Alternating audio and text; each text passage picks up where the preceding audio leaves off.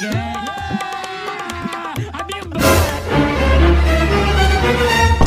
হয়েছে রাকেব? এমন করতেছিস কে? কি হয়েছে?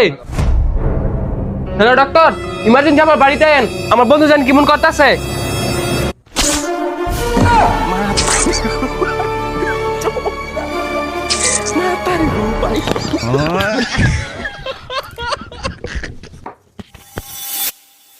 আরে হালাল পুত, রোগী আমি না, এই যে রোগী।